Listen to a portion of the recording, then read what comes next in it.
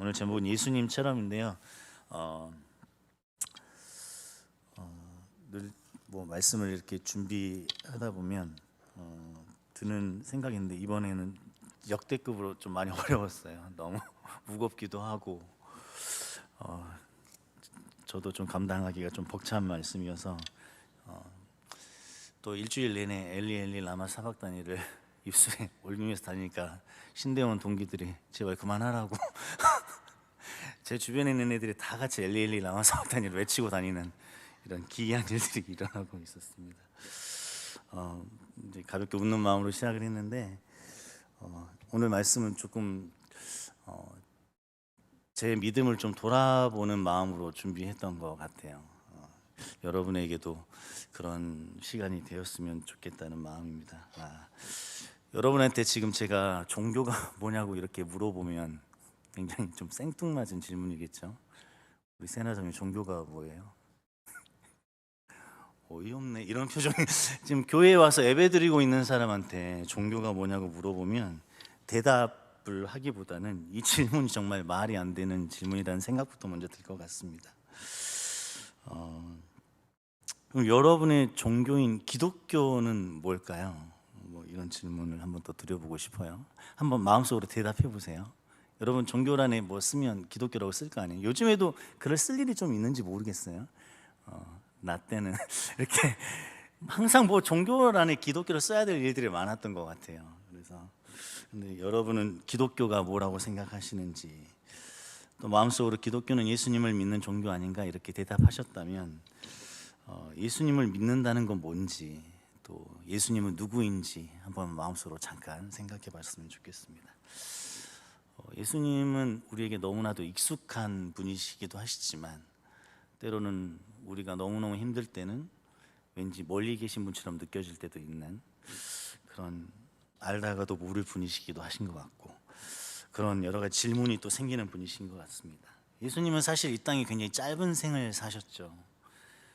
특히 사람들에게 자기 자신을 드러내시고 복음을 전파하시고 하나님의 나라가 가까이 왔다는 것들을 이렇게 알리면서 사신 시간은 3년 정도밖에 되지 않다는 걸 알고 계시잖아요. 그렇죠?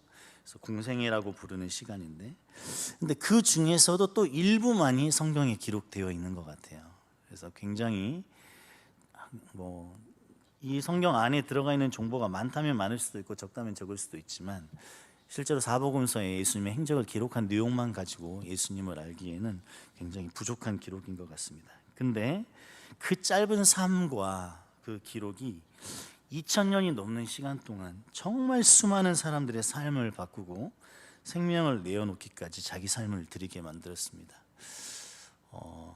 저는 저희 증조 할아버지를 뵌 적이 없는데, 저희 증조 할아버지도 예수 안 믿으면 살려주겠다고 했는데 믿겠다고 대답했다가 이렇게 총살당하셔가지고 저기 전라도 어디쯤 가면 그 기념하는 비가 있어요. 그래서 어렸을 때는 몰랐는데 좀 커서 아버지한테 들었더니 너희 증조부께서 순교자시다 그랬더니 자랑스럽기보다는 엄청 찔리더라고요. 그런데 내가 이 땅으로 살았구나 뭐 이런 생각을 하면서, 아무튼 가깝게는 저희 가족만 보더라도 자기의 삶을 선교사로 바치고 또 목회자로 바치고 또 자기의 목숨을 바친 일들이 있는 것처럼 우리 주변에는 이 짧은 기록을 가진 예수님 때문에 많은 삶의 변화를 겪은 분들이 있는 것 같습니다. 또 뭐 역사의 기준이 되는 AD, BC를 나누는 기준점이 되기도 하시잖아요. 지금도 사실 수많은 학자들이 역사적으로 실제하셨던 예수님의 흔적을 연구하고 있는 것 같습니다. 하지만 예수님에 대한 이 수많은 지식을 가지고 있다고 해서 그 사람이 예수님의 제자가 되는 것은 아니잖아요. 예수님이 제자가 된다는 것은 예수님에 대한 지식에서 멈추는 것이 아니라 예수님을 닮는 것이라고 우리 모두 알고 있습니다. 사실 정확하게 말하자면 지식이 없이도 닮을 수 있어요. 뭐 자녀가 부모를 닮는데 부모에 대해서 생물학적 지식이 있거나 심리적인 지식이 있거나 이래서 부모를 닮는 건 아니니까요. 얼마나 많은 지식을 가지고 있는지와 상관없이 그저 자식이기 때문에 닮는 것처럼 우리도 하나님의 자녀로서 또 예수님을 닮을 수 있는 것 같습니다. 여러분이 알고 있는 예수님은 어떤 분이십니까? 또 어떤 모습을 닮고 싶습니까? 왜 그 모습을 닮고 싶습니까? 잠깐 생각해 봤으면 좋겠어요. 예수님에 대한 기록을 잠깐 정리를 짧게 해보면 베들레헴의 말구유에서 태어나셨죠. 어린 나이에는 성전에 다니시면서 그 어린 나이에 말씀을 가르치기도 하셨잖아요. 클래스가 다른. 그리고 가나의 혼인잔치에서 최초로 기적을 베푸셨죠. 물을 포도주로. 하지만 그 놀라운 기적으로 자신이 하나님의라는 것을, 메시아라는 걸 드러내셨는데 누구만 알았죠? 하인들밖에 몰랐어요. 남들 다 놀고 즐거울 때 물동이 지시고 왔다 갔다 하면서 고생 엄청 하던 그 하인들만 예수님을 알아봤죠. 또 죽은 자를 살리시고 병든 자를 고치시고 눈먼 자를 보게 하시고, 그리고 제가 제일 대박으로 생각하는 무리를 걷는, 한번 걸어봤으면 좋겠다 이런 생각 많이 했거든요. 빠지기 전에 이렇게 해가지고. 근데 아무튼 그런 기적. 또 오병이어와 칠병이어.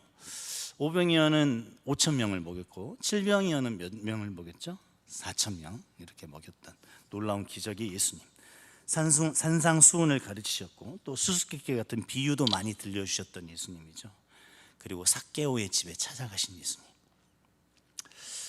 낯설 수도 있겠지만 익숙한 얘기일 수도 있습니다. 그리고 이제 또 죄인들과 어울리는 예수님, 이런 여러 가지 예수님의 기록들이 있습니다. 이 여러 가지 예수님에 대한 이야기 중에서 여러분은 예수님 하면 뭐가 가장 먼저 떠오르시나요? 이 CTS 기독교 TV 아시죠, 여러분? 거기서 자료를 하나 발표했는데 2004년에 20대 중에 자기가 기독교인이라고 이렇게 조사에 응답한 사람이 45%였다고 하더라고요. 2014년에는 31%로 줄었고 2년 전인 2021년에는 22%가 자신을 기독교인이라고 표현했대요. 30대의 경우는 2004년에 49%가 자기를 기독교인이라고 소개를 했고 2년 전인 21년에는 30% 정도가 자신을 기독교인이라고 표현했습니다. 굉장히 급속도로 줄어드는 거예요. 탈종교화, 꼭 기독교만이 아니라 종교라는 것 자체에 대해서 더 이상 의지하는 마음을 이제 많이 버리고 이렇게 탈종교화 현상이라고 할 수 있을 만큼 기독교인의 인구수가 많이 줄어들고 있습니다. 근데 더 심각한 자료가 올해 1월 달에 발표가 됐는데요. 이 연구 단체가 얼마나 신뢰성이 있는 단체인지는 잘 모르겠어요. 근데 이제 신문 기사나 이런 것들을 보고 알게 됐는데 한국 기독교 사회 문제 연구원이라는 기관에서 발표한 자료인데요. 기독교인이라고 자신을 소개하는 사람 3명 중에 1명이 뭐라고 얘기했냐면 다른 종교에도 구원이 있다 이렇게 대답을 했대요. 어이가 없죠. 데려와 이러고 구하고 싶은데. 그리고 가나안 성도 알죠? 자기가 기독교인이라고 생각은 하지만 교회에는 안 나가는 사람. 이 사람들 중에는 10명 중에 6명이 그와 같이 타 종교에도 구원이 있다 이렇게 생각을 한다고 얘기했다고 해요. 과연 이 사람들에게는 예수님이 누굴까 궁금해졌어요. 본인이 기독교인이라고 생각하는데 아마 일부는 또 주일마다 교회에서 예배를 드리고 있겠죠. 그리고 일부는 교회는 안 나가지만 유튜브 영상들을 보면서 자신만의 진짜 믿음을 키워가고 있을지도 모릅니다. 근데 이 사람들이 다른 종교에도 구원이 있다고 믿는다고 해요. 이들에게 예수님은 어떤 분일까? 그렇다면 여러분들한테는 예수님은 누군가? 이런 질문도, 나에게는 예수님이 누군가? 이런 질문도 할 수 있는 것 같아요. 삶 속에서 여러분이 만나고 싶은 예수님 또는 만나고 있는 예수님은 어떤 분인지 한번 생각해 볼 필요가 있습니다. 예수님은 하나님의 아들이신가요? 그렇죠. 예수님은 사랑이신가요? 그렇습니다. 예수님은 우리의 친구 되십니까? 주는 나의 친구, 우리 노래도 많이 부르고 있죠. 예수님은 위로자이신가요? 예수 나의 위로자, 노래도 있고 맞습니다. 하지만 이 위로자를 찾는다면 또는 친구를 찾는다면 또 날 사랑해 줄 일을 찾는다면 비록 그것이 참 사랑 참 위로가 아니라고 하더라도 예수님을 대신할 만한 다른 종교를 찾기는 그렇게 어렵지가 않아요. 실제로 우리 주변에 보면 마음의 평안 또는 이렇게 고요함을 얻기 위해서 수련을 하는 사람들도 있고 나름대로의 삶 속에서 질서를 잡아가는 사람도 흔하게 또 찾아볼 수 있습니다. 요가 또는 사이비, 이단, 신천지, 요즘의 이슈인 JMS, 우리의 결핍을 채우기 위해서 손을 뻗기에는 너무 쉽고 매력적으로 보이는 집단들이 굉장히 많아요. 수많은 종교들이 구원을 말하고 또 행복을 말합니다. 각자의 종교 안에서 각자의 위로와 행복을 찾고 살아가죠. 그러나 세상 어떠한 신도 우리 예수님처럼 십자가를 지지는 않았습니다. 세상의 어떠한 신도 예수님처럼 우리를 찾아오지는 않았어요. 세상의 모든 신은 자기에게 찾아오라고 얘기합니다. 우리 보고 찾아오라고 얘기해요. 금욕적인 삶으로 또는 수련을 해서 돌을 닦아서 찾아오라고 얘기하죠. 오직 우리 예수님만 우리를 찾아오신 분이고, 오직 예수님만 믿는 자기의 믿는 자녀들을 위해서 십자가를 지셨습니다. 오직 예수님만 대신 죽어 주셨죠. 오직 예수님만 아무 힘도 능력도 없는 자처럼 아무 대항도 하지 않으시고 십자가에 달려 죽으셨습니다. 그렇습니다. 십자가 없는 예수님은 거짓 예수일 수 있어요. 십자가 없는 복음은 거짓 복음입니다. 십자가만이 우리 예수님이 누구신지 말해줄 수 있어요. 십자가만이 복음을 설명해 줄 수 있습니다. 그리고 십자가에서 보이신 예수님의 모습이 우리가 닮아야 될 예수님의 모습입니다. 십자가에서 나타내신 예수님의 모습이 우리가 믿어야 할 예수님입니다. 십자가는 우리를 향한 사랑의 절정이며 우리를 향한 희생의 절정입니다. 온 인류를 향한 구원이 이루어지는 순간이었죠. 그런데 바로 그 순간 예수님은 가장 무기력하셨고 가장 무능력하셨고 가장 바보 같았어요. 온 인류를 구원하는 그 엄청난 순간에도 흉악한 강도에게마저도 조롱을 당했어요. 너 자신이나 구원해 보라는 비아냥과 무시를 받았죠. 그리고 그 십자가 위에서 홀로 극심한 고통 중일 때 주변을 둘러싸고 있었던 사람들은 그렇게 환호하던 제자들도 아니고 가족들도 아니고 로마 병정들과 무지한 분노를 쏟고 있던 군중들 뿐이었습니다. 그렇게 십자가에서 예수님은 가장 외로운 시간을 보내셨어요. 메시아란 분이, 하나님이란 분이 가장 의로운 사람으로 살아가셨던 분인데 가장 큰 죄값을 받으셨죠. 이보다 더 큰 억울함은 있을 수 없을 것입니다. 그렇게 고통이 또 시작되고 1시간, 2시간, 3시간이 흘러서 6시간째 되었습니다. 육체적 고통이 극에 달하고 죽음의 그림자가 드리울 때 예수님은 드디어 절규하십니다. 엘리 엘리 라마 사박다니. 성경에도 나왔지만 나의 하나님 어찌하여 나를 버리셨나이까. 참 인간으로 세상에 오셔서 인간으로 당할 수 있는 최대의 고통을 당하시면서 예수님은 이 시간 하나님을 부릅니다. 예수님 자신도 여전히 하나님이시고 예수님 자신도 능력이 있으신 분이셨어요. 그 십자가의 현장을 완전히 다 뒤집고 그 고통을 끝낼 수 있는 능력을 가지신 분이셨는데 그 예수님이 나약한 인간의 모습 그대로를 지키시면서 십자가에서 내려오지 않으셨습니다. 예수님께서 십자가에서 보이신 능력은 예수님의 능력을 사용하지 않으신 능력이었습니다. 자신이 하나님이셨기 때문에 하나님의 능력으로 공의를 행하셔서 모든 불의한 자를 심판하시고 벌하실 수 있었던 바로 그 현장에서 예수님께서는 자신의 억울함을 해소하려 하지 않으시고 억울함을 당하신 능력을 보여주셨습니다. 예수님께서 십자가에서 보이신 그 능력은 바로 아무것도 하지 않으신 능력이었던 거죠.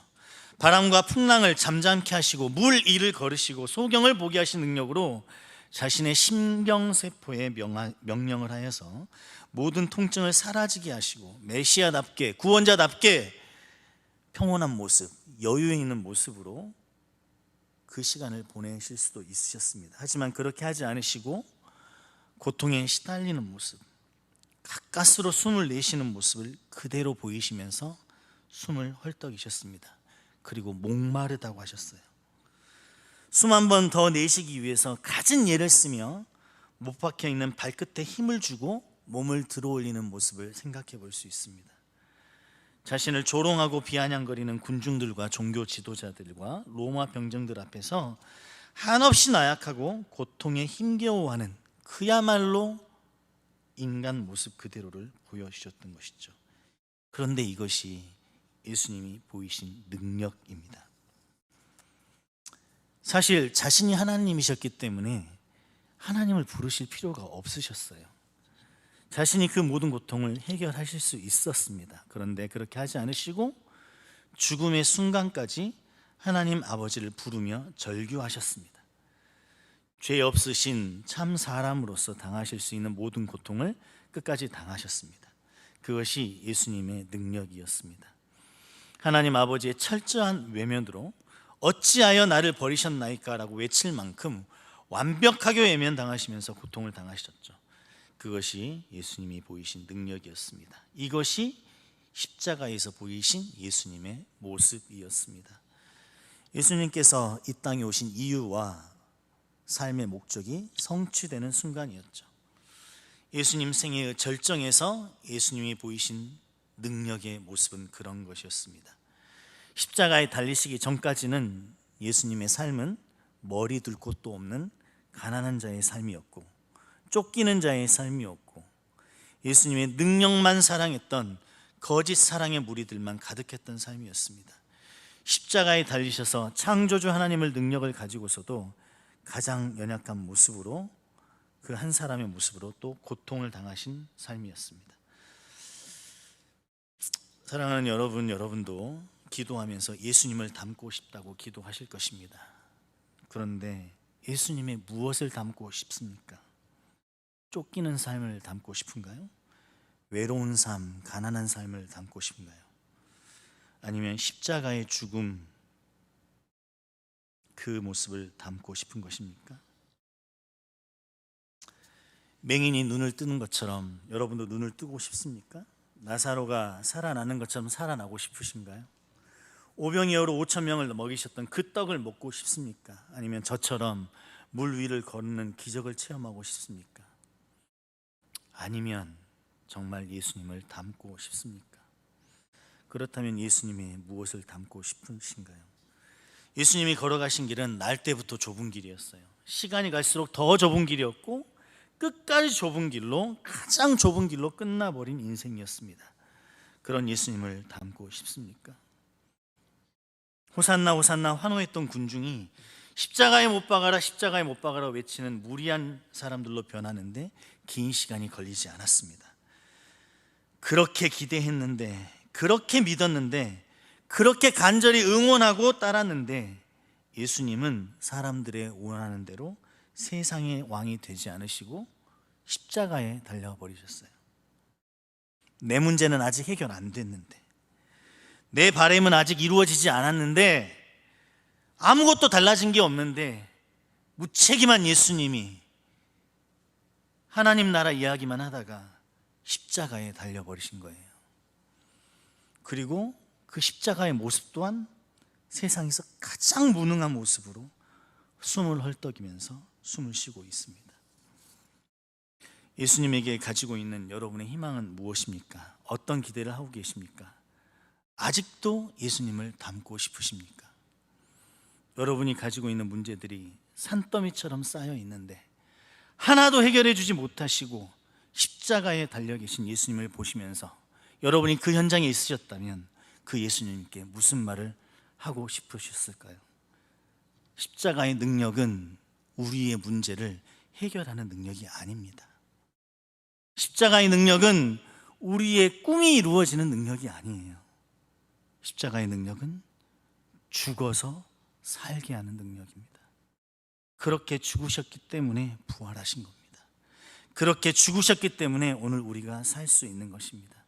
그렇게 죽으셨기 때문에 우리가 그리스도와 연합할 수 있는 것입니다. 그 죽음 때문에 우리가 천국을 소망할 수 있는 것입니다. 그 죽음 때문에 기도할 수 있고 예배할 수 있습니다. 마치 아직도 십자가에서 더 해주셔야 될 일이 남아있는 것처럼, 내 영혼을 구원해 주신 것만으로는 부족한 것처럼 말하지 않았으면 좋겠습니다.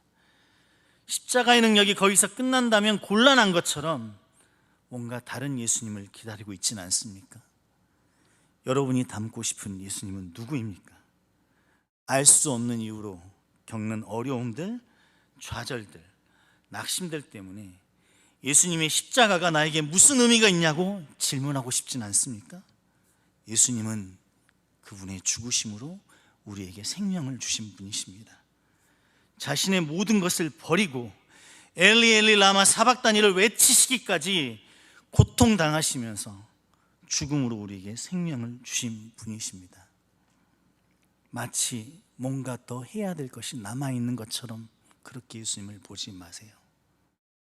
예수님은 자신의 생명을 주시고 우리의 생명을 건지신 분이에요. 내 문제가 아직 해결되었지 않다고 해서 십자가에 계신 예수님 보고 뭔가를 더 하라고 요구하지 마세요. 예수님이 보이신 십자가에서 보이신 모습을 진정으로 닮아가는 우리가 되었으면 좋겠습니다. 사도 바울은 고린도전서 15장 31절에 이렇게 말하고 있습니다.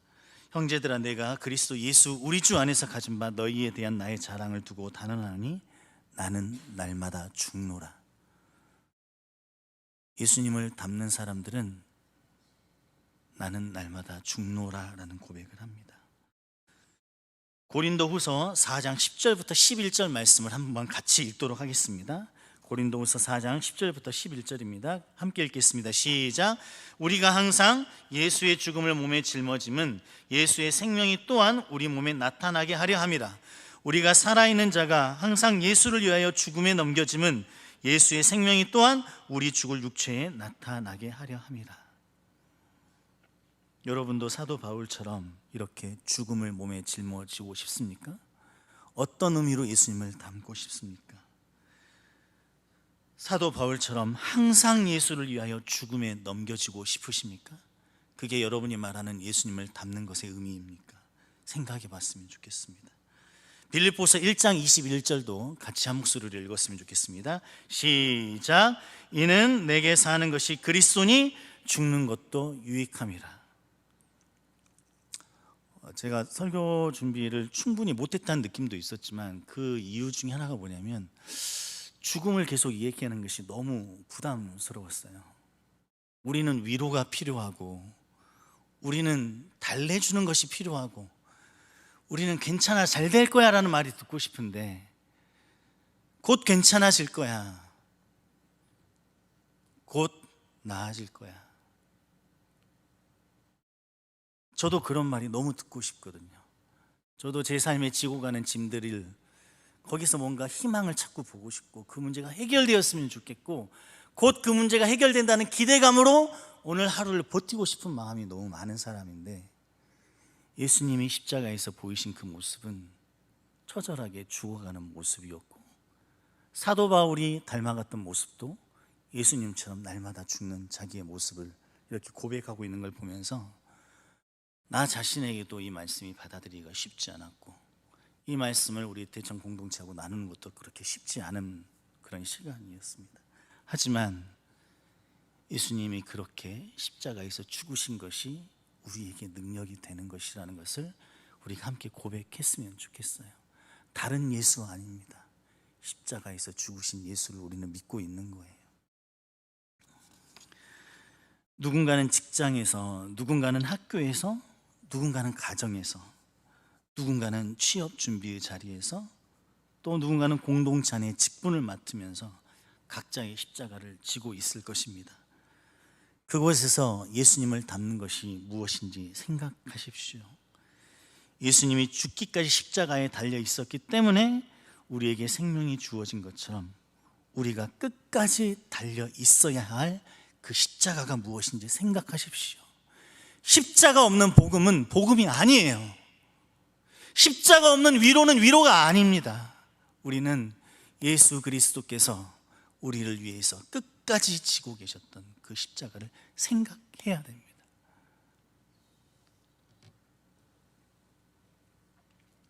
제자의 삶은 예수님을 닮는 삶입니다. 십자가를 지는 삶, 그것은 십자가에서 내려오는 것으로 끝나지 않습니다. 십자가에 달려 죽음으로 끝나는 것입니다. 마태복음 16장에 이 말씀이 있습니다. 이에 예수께서 제자들에게 이르시되 누구든지 나를 따라오려거든 자기를 부인하고 자기 십자가를 지고 나를 따를 것이니라.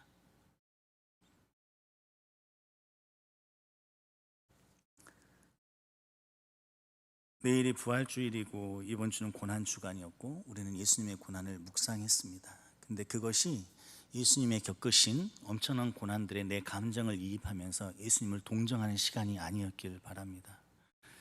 예수님이 십자가에서 보이신 것은 우리도 따라가야 될 그 길을 보이신 것입니다.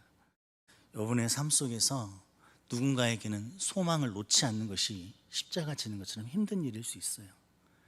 그냥 다 포기하고 될 대로 되라 이렇게 마음을 놓아버리고 싶은 사람도 있을 것입니다. 각자의 삶에서 여러 가지 모양으로 우리는 십자가를 지고 있을 것이에요.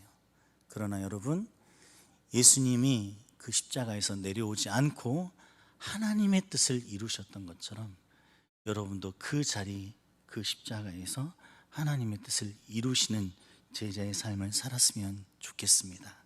같이 기도하겠습니다.